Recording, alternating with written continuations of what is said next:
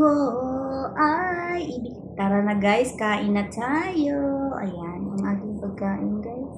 Pasensya na kayo at talagang masakit ang mata ko kaya mag-anti para ako. Oy, naku, wala akong kilay na hindi ako napaganda dyan. Ayan ang ating food. So, kain tayo. Kain tayo. Kailangan ko ng kanin. Hindi talaga maganda magkain pag walang kanin guys.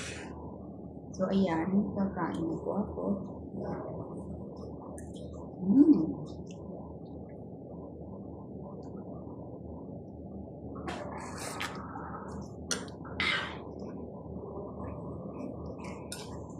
Hala nga, oy, maano? Korean kasi ito guys, tapos ano siya, maanghang. So, gusto ko to pag mayroong mga gulay. Kung walang gulay niya ako, ayaw ko. Kasi ang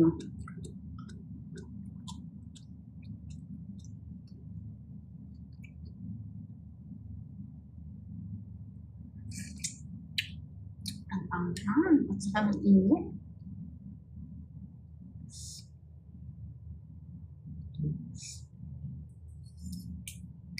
So, minsan, kapag masyado pag na-short tayo, wala tayong pera, no? Iniisip natin sa bahay, ano ba yung gusto natin? May kanin tayo, wala tayong ulam. Pwede naman po, bumili po kayo ng noodles. Tapos, kung isa lang ang noodles, kasi masyadong mahal ang noodles ngayon, 15 to 25 pesos yata ang isa. Bakit hindi niyo po lagyan ng itlog? Lagyan niyo po ng maraming gulay. Sa isang pamilya, kayang kainin yung isang piraso noodles lang po. May mga anak kayo? Lagyan niyo po ng mga sangkap. Tulad ng mga gulay, guys. Kahit ano-anong gulay ilagay niyo. Para dumami lang po.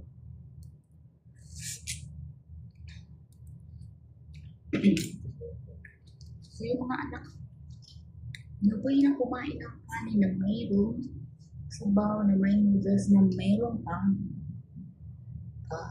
gulay. Huwag puro lang kasi pag puro lang talaga noodles, nakakasama po yun. Hindi po maganda lagi tayo magkain ng noodles. Masarap pa rin yung mayroong mga gulay. So, pwede nyo to lagyan ng gulay, guys.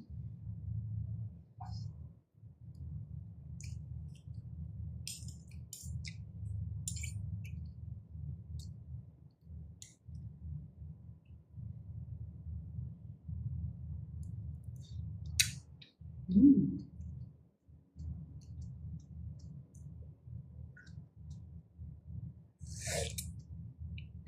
Sarap. Alam niya ako eh. Yan. Basta merong gusto-gusto ko.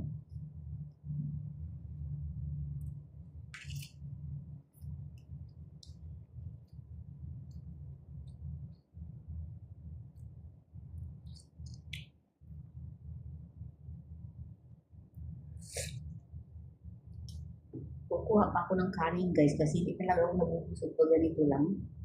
Gusto ko yung may kanin. Kasi pag may kanin parang sarap-sarap kumain.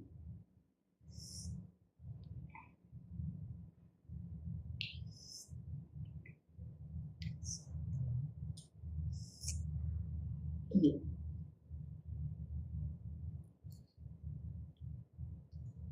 Mm.